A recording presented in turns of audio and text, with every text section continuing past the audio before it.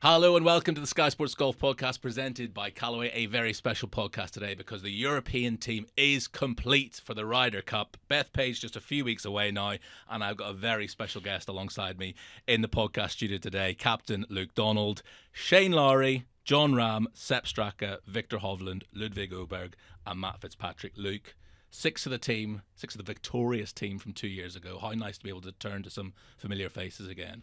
It is, again, I think it's, strange how it kind of rolled out like this way. We haven't had this much continuity from one Ryder Cup to the next ever, really. Yeah.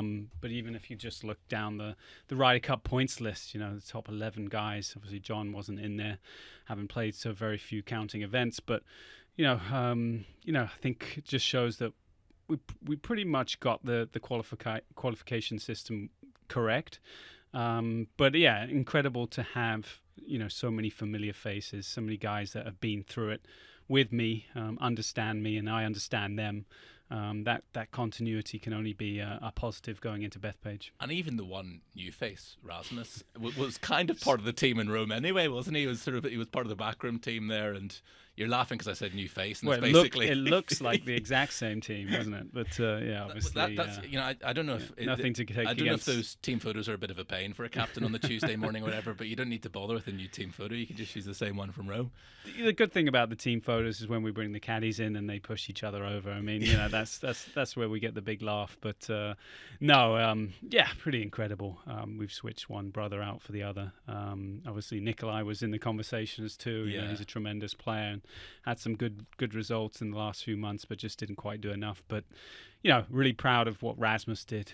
His back was against the wall. I think understood that he probably needed to perform at the end there, and he did. He showed so much heart, so much grit, and then makes a captain very proud to see someone step up like that. Absolutely.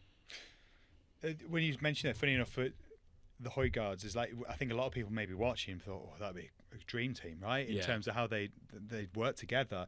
How much about your picks is about picking individuals versus picking partnerships?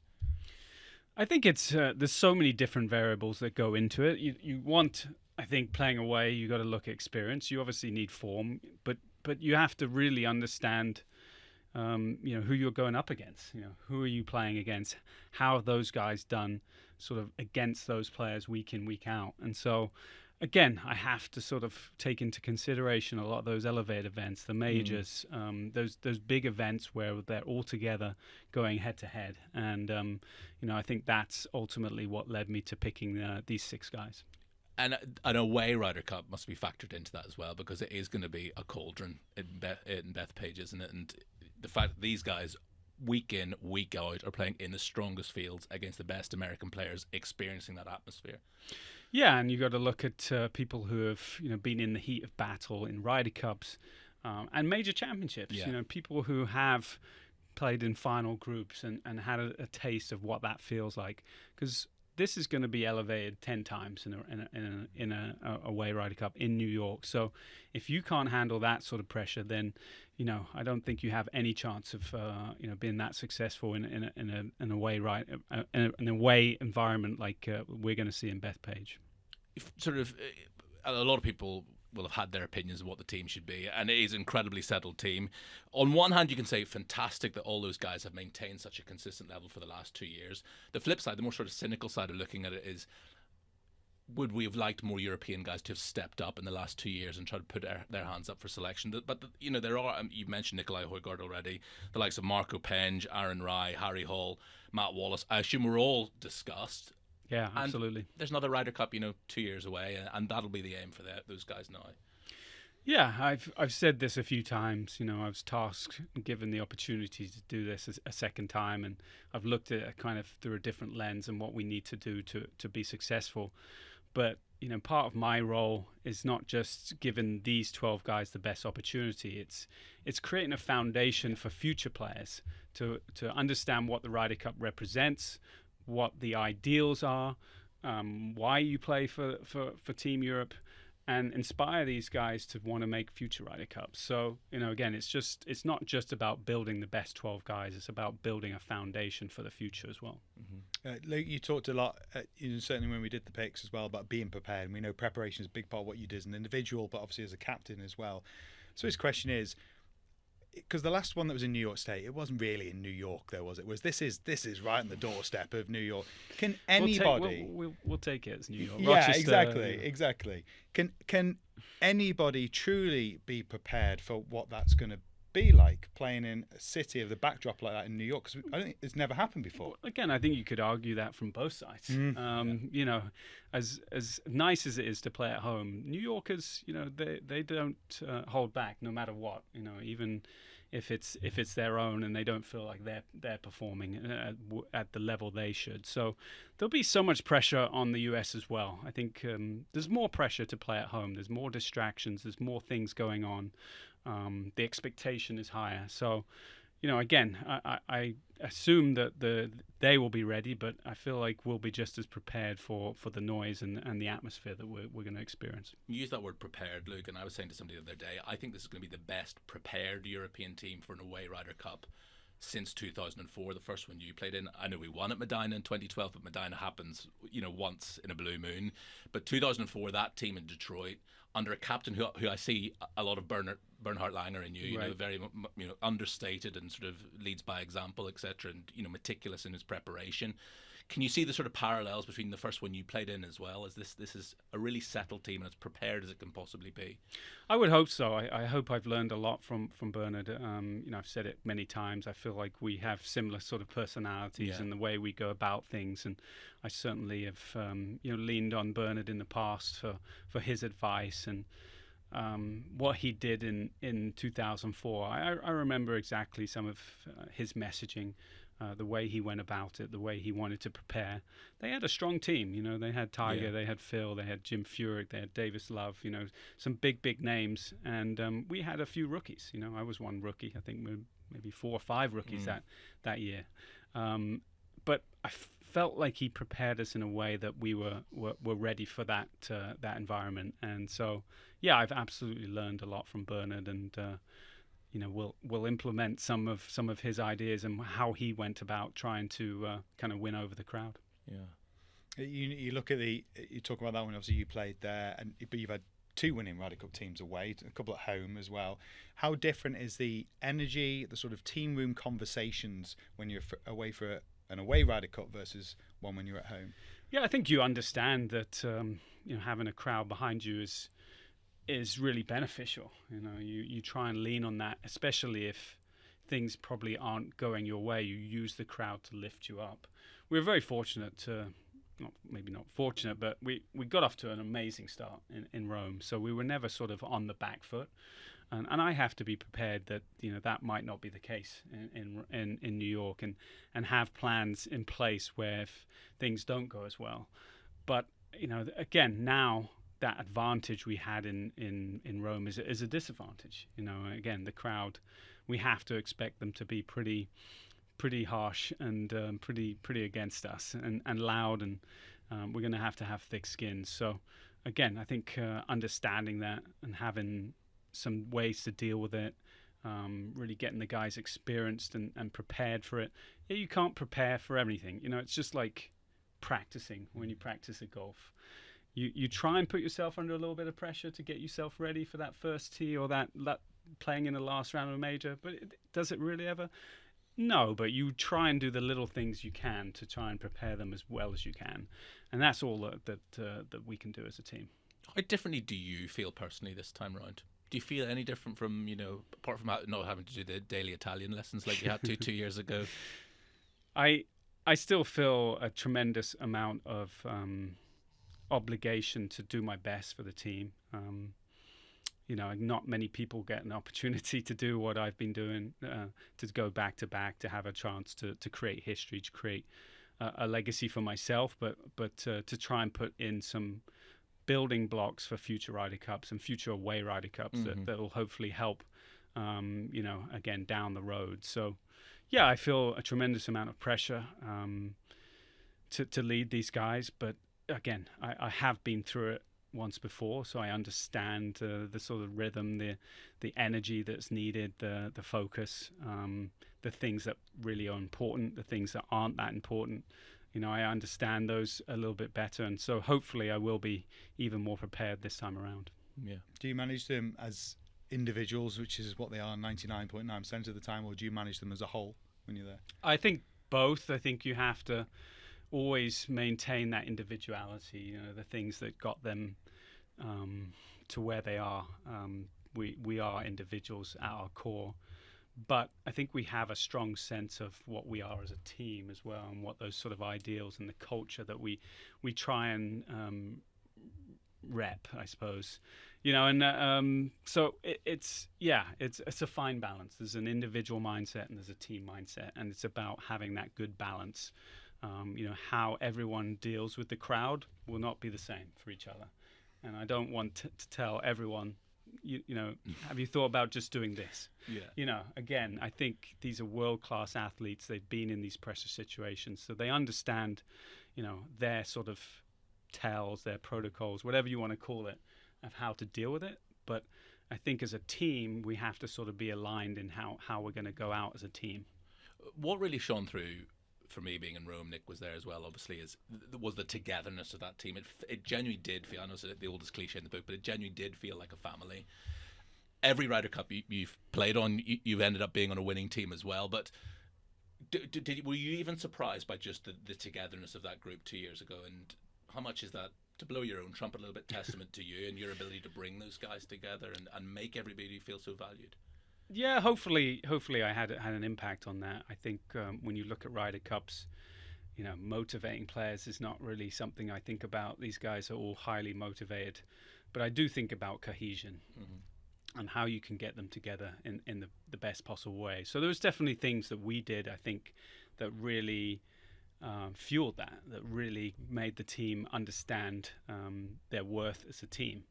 And what they represented, and some of the similarities they had, even growing up, how they got into the game of golf, and who inspired them, and who made them want to be a Ryder Cup player.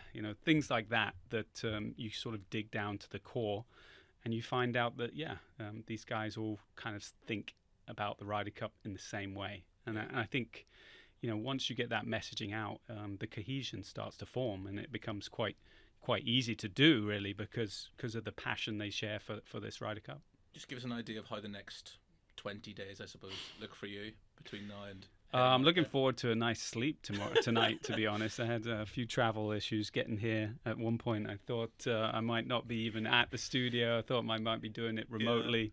Gotta love traveling on commercial airplanes these days, but I got here, so a little bit of a breather tonight, and then I'll be sitting down with Eduardo the next few days, really digging down deeply. Obviously we've had an idea of roughly the team, but you don't know until I always like to see everything out till the final putt, and then make those decisions then for final. But we'll go over again a lot of the profiling, the statistics, the different foursomes and four-ball partnerships, and try and just be very prepared for what would be our strongest pairings, but then have backup pairings for if those do not work. So, you always want these contingency plans. You always want to have different pathways to success, and understand that there's going to be some bumps in the road. I think one thing I need to be very prepared for is those bumps, because it went very, very smoothly, obviously, in Rome. It couldn't have gone much more to plan, really, than it did. I'm expecting this one to be much more difficult. History has shown that, and I need to be ready for that. By the way, what a right-hand man to have Dodo is. He's great. Speak about Dodo. He's just the best, isn't he? Yeah, I spend probably more time with him than any of the other vice captains, just because of how important I think analytics and stuff is. We don't solely go for, okay, this is our best pairing, this is our second best pairing. You don't. Well, I think there's got to be a little bit more finesse to that, a little bit more gut instinct, a little bit more talking to the players and personality matchups. But Dodo, if you want just the number side, I think he gives it, and he sees things in a different way to some other players. It'd be interesting to obviously be a fly on the wall in America and how they do it, but I think I'm very happy with how we do it in Europe. Yeah, absolutely. Just on those bumps in the road and potential things to navigate, and personalities as well. you look back at Tiger Woods' time in Ryder Cups, it was sometimes difficult to match him with players because he's a standout player. Alpha male. Yeah, he's a standout. Rory McIlroy is a standout, so I suppose, but we know he has a very different philosophy to the Ryder Cup. It's very open in how he sees, check the ego at the door, and he wants people to look alongside him at each other versus ever looking up. How valuable is that? Not just for Rory, but what it does for other players to look at a player that quite clearly as an individual has transcended above them. What's the value for the other players in the team then? It's hugely valuable. I just remember the very first practice trip we had, and we're teeing off on the first, and Rory got to play with Ludwig for the very first time, and it was Rory who goes, "I've been looking forward to this for weeks." You know, it wasn't Ludwig saying, "Oh, I can't wait to play with you, Rory." It was the other way around, and I think, you know, Rory understands again. He understands the individual mindset that makes him one of the best ever players to play this game, but he understands that the team mindset is really important, and you know, being on the same level, being open, sharing his knowledge, just all that goes with you know, creating a unified team. You know, Rory obviously steps up in a big way.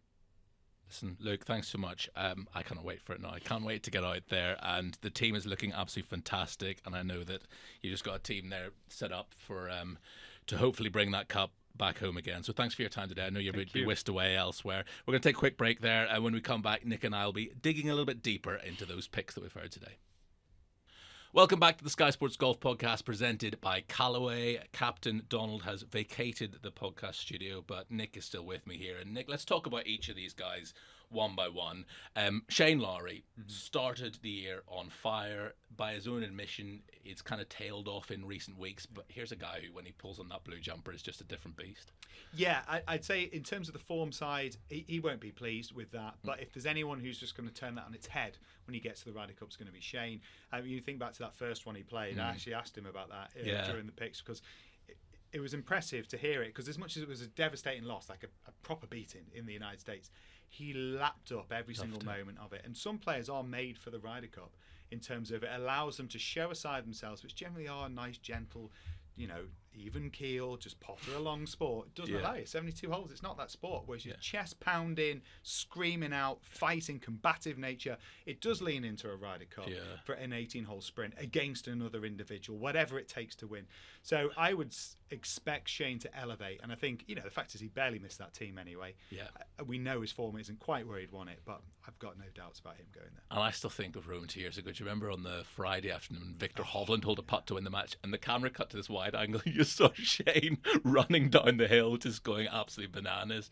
He also, the management of that moment with Rory, you know, things got out of hand with Rory, and actually he was the calming hand in terms of, whoa, Rory, get in the car. Like, the bodyguard. He managed it, you know, but he's a strong individual, and it strikes me that Shane isn't just there to play his best golf. He's very much a part of that team. And when you look across, and I think that's a powerful thing in any team event, when you look across at those individuals, some of them shrink away, be like, well, I'll play well tomorrow, and that's their only role, and then other ones are like, they're all in. Whatever it takes, whatever you need, I've got your back. And Shane is definitely one of those characters, and he has been before. Next name that was revealed in that show that you did a little bit earlier was John Rahm. The only one that isn't in the top 11, that's sort of the outlier, but there's never going to be a Ryder Cup team without John Rahm. It's the biggest no-brainer around. No, of course, and that but leans into the fact that he obviously plays on Live Golf. He's not generating the points. He didn't play, say, as well as Tyrrell did in those events that did count. But at the same time, you know, I was looking through John's results on Live across the last couple of years. Not that there's been a plethora of victories, but he won it. He won the rankings this year. He just keeps finishing second, and he's finished once outside the top 10. And granted, they haven't got 156 guys teeing it up, but there's still a lot of really good players. And John Rahm is always in the top. Always plays well. I mean, effectively, right? If you're in the top 10, you're always playing well. And I think for John as well, you expect it. He's a strong character again. He's what's the word for it? He's a fighter. He is combative. If someone rubs him up the wrong way, or someone gets in his face, or someone shouts in his backswing, because they will. That will happen. We will see that. Hopefully not an abundance of it, and hopefully not hundreds doing it. But there will be, because you can't control a mass of people. And there's always people that can ruin it wherever they play. But you know, you'd expect it could occur there. He's the sort of guy that don't poke him. It's like he's the Hulk. He's the Hulk. It's like, you won't like me when I'm angry, and John will lift. He'll elevate. He won't get angry and lose his train of thought and become a lesser player. So I think in terms of what Luke was talking about, in terms of preparation for what this is going to be, it's hostile, the environment, whatever way you look at it, even if it's just in a golfing sense, hostile. He is the sort of guy I think, okay, I can see him getting better. He's also what you were saying about Rory just before the break with Luke as well. He is that alpha male. He is somebody who is almost on a different plane to the rest of the team, but crucially checks the ego at the door and is just one of 12 when it comes to a Ryder Cup. He'll come down to meet, but he'll bring you up. Like so there's an element of, I just feel like when you've got someone like that talking to you as an equal, that has to elevate the players who purely in a golfing sense haven't managed to get to where they are yet. And Jon Rahm is one of those standout players. He's a pillar player like Rory McIlroy is. Sepp Straka, a two-time winner this year. Form hasn't been great in recent weeks. There are some reasons behind that. But Sepp, for me, and I would sort of bracket Bob McIntyre into this regard as well, who I know qualified automatically. Luke will have come away from Rome knowing that the likes of Rory McIlroy, Tommy Fleetwood, Jon Rahm weren't going anywhere. The likes of Bob McIntyre and Sepp Straka, who have elevated themselves to become world-class players since Rome, both multiple winners on the PGA Tour now since Rome. That must be music to his ears, that. Yes, vote of confidence last time around, which I think, again, to Luke, he was talking about it with you, was... And it was a tougher, like picking Ludwig was a chance. Like now it wasn't, but it was then. Yeah. I remember when he said, I spoke to him about Ludwig, and he was like, "Oh, he's a generational talent." Like, oh, that's a big shout. You've only known him 10 minutes, but he knows he's been around long enough. Sepp was a vote of confidence in terms of what he might be. We knew he is a great ball striker, but like Ryder Cup, it's a big arena. Like not everybody's going to be their best version of themselves in a Ryder Cup. Bob proves that he's a fighter, isn't he? If ever there was one, so he's proved himself, and that really did give them legs, like you said, and they have built on. And I think to deliver in a Ryder Cup year and play their way into that position where he's been such a strong contender, and to win twice in signature events, that means something.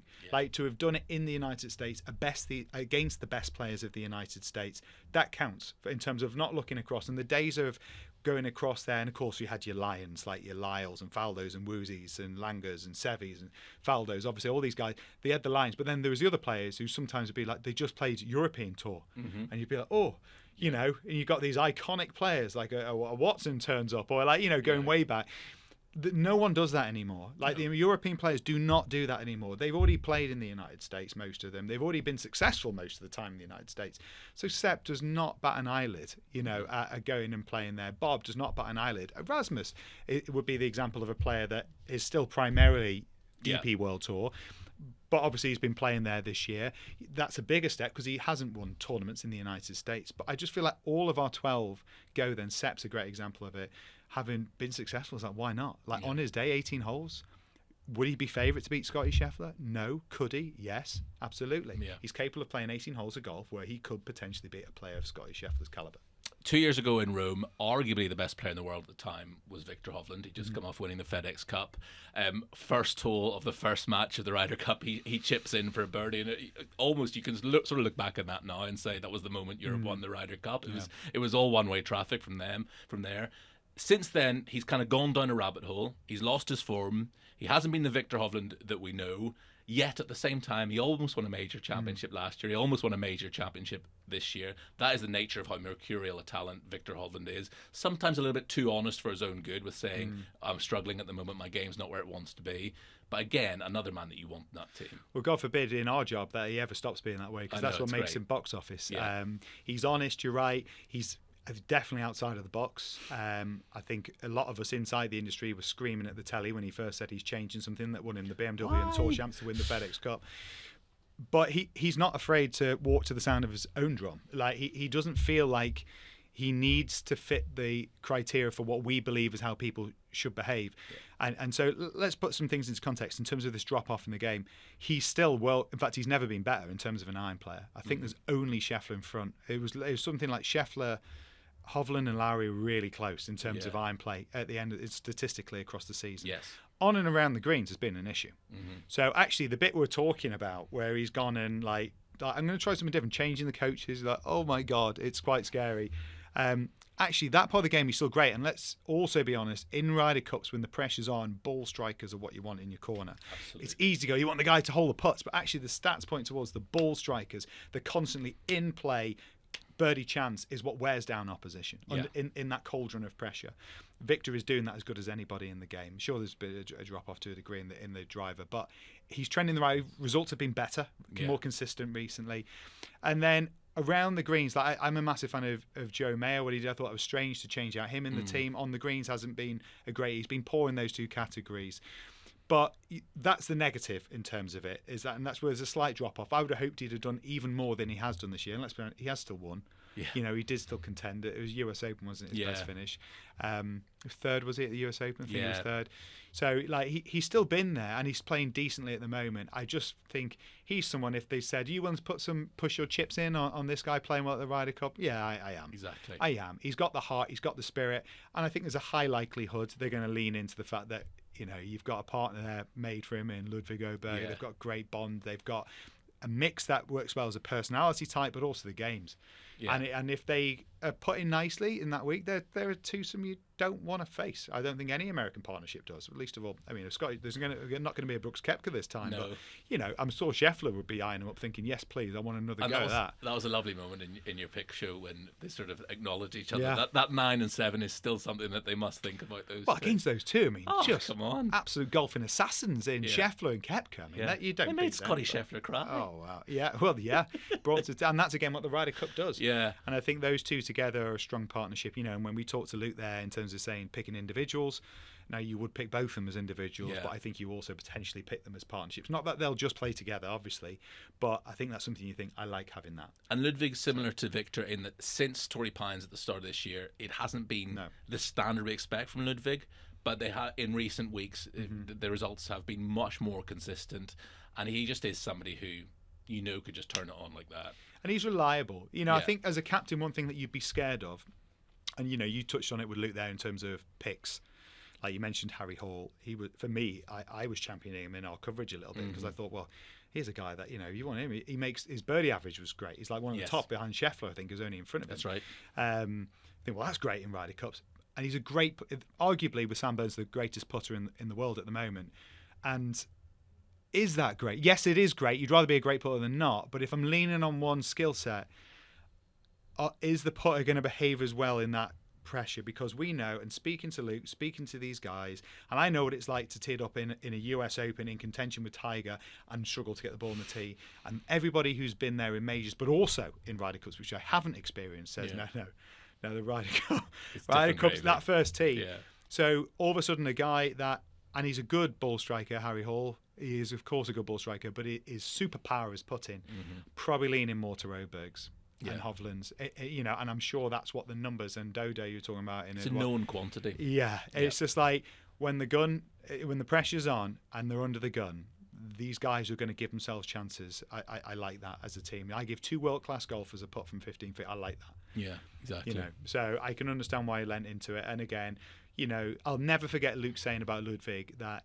And this was 2 weeks in to him being a pro. He is a generation. He said it to me. I was working for Golf Channel. I was in Detroit, and he was like, he's a generational talent. And I said, can I say that? Dodo was looking at him when he was still in college. Exactly. Yeah. So on the radar, and I remember saying to Luke, I said, can I say that? And you won't be upset. He went, no. Yeah. So he was happy at that point for that to be out there. And maybe he liked the idea that's out there because the pressure's on. And you look at what he did. You got a player that went to Cran-sur-Sierre, like, go on, just prove it. Just a rubber stamp it. Wins up the mountain. You know, last event of that year as well, get himself, win, but the last opportunity to win, to push himself into all those massive events, wins the RSM Classic on the PGA Tour. He's a man for the big moment, and that, like, do it now. And nothing's more do it now than a Ryder Cup. Now, I don't know if we read anything into the order in which the picks were announced, but Matt Fitzpatrick was the 6th pick to be announced. And for a lot of people, he might have been the one question mark of will he make it back from the team from Rome. It was never any doubt in my head because I think, you know, form is temporary, class is permanent. This is a major champion. This is somebody who plays week in, week out in the strongest fields against the best American players, isn't going to be flustered in that atmosphere. So Fitz has played his way on in recent weeks with good form, hasn't he? There's something clicked mid-season for him. 100%. The results weren't good. I don't think there's no way he was going on that team, in my opinion, until that run of form. Picked around because April as time, much as you think, well, he's got experience in the United States as well, Hazeltine, but you know his record isn't good, and he's conscious of that. I think as well. But he had a great day with Rory, right? He had a great match with Rory there. where he got the monkey off his back and I haven't got any points in the Ryder Cup, and he's done that now. And it doesn't make for good reading in terms of his points conversion. It's low. It's like 15% or something like that. But he's the sort of guy who wants the ball. Yeah. So rather than Matt shying away from that, he'll be like, I need to change that and quick sharp. And I think one of the things that stood out in his favour particularly is 1 week. So in other words, if we were looking at, and I think it as much as it's exciting for TV, watching Cronstacier yesterday and thinking, whoever does better here, they don't think like that. They're not thinking like that, captains. You've had a year to qualify. Yeah. It's the same with anyone who doesn't get a Ryder Cup pick. It's like, you did have a year. Yeah. And granted, there's only 6 automatics now, so it's harder than ever to make a team automatically. But if you didn't get there, then roll the dice. And it's on what I feel, how it fits with the team, where you'd fit in, all those other factors. But form is definitely one of them. And I think when you have someone that says, show me, and Luke said, I said to him, show me. Come on, show me. And he did. With that run of 4/8 or better finishes, including 4th at the Scottish, 4th at the Open biggest field, biggest stage available to him. He showed, and then in terms of what he's done the last couple of weeks as well, he's playing well enough, and he's also shown that when you put it on me, and I put that to Matt in the question as well, Ryder Cup-itis. I suffered Ryder Cup-itis. When I had a chance to do it, it did become hard at the end because I was so desperate that it's like a wet bar of soap, and the harder I tried to grab it, it would just be out of my fingers before you knew it. Some players bring their best when the heat is on, and Matt is definitely one of those guys. And I think, why would you not want that in your team room? I do, however, feel for Matt Wallace. I do think when you look at what happened with Thomas Bjornside, and he was told, go and show me something. He showed in the best way possible by winning. He didn't make it, and I thought for a second watching yesterday, because I always felt it was going to be Matt. I thought, that's tough. Like, you're in the mix anyway, and then you win that last event before the picks. And you can see what it meant to him. And I loved his openness. I loved the fact that he was vulnerable, because it shows me what it means. And I think it shows to everybody around the European side what makes Europe who they are, is that. And nothing, I know they want it as bad in America. You just don't see those moments so much when they miss. I think you saw it with Keegan. I think Keegan's very much of that ilk. Yeah. But I think when you see what that meant to Matt and just the devastation of that moment, you just think it gives you heart for, wow, our boys really want this. And you know what? It's very easy to sort of make a point with a couple of screenshots, but people will have seen the screenshots doing the rounds of the 6 picks that were named today, all with big beaming smiles on their face while Luke's chatting to them, and the one from last week when they all look just stony faced. Those guys, those Americans, when they were being picked, it's very easy to sort of make your point doing that. But well, they're up first, aren't they? Let's be honest, they're up first with the picks. So there's an element of, when you look at, they've been here at Sky Studios the last 2. Yeah. You look at what they put together in terms of the way they announce, and then you look at how Luke does it with his team. And again, there's obviously Sky involved with this, but at the same time, the Europeans and the DP World Tour and everything around Team Europe, they have us like, this is how we want it to look. This is how we're going to do it.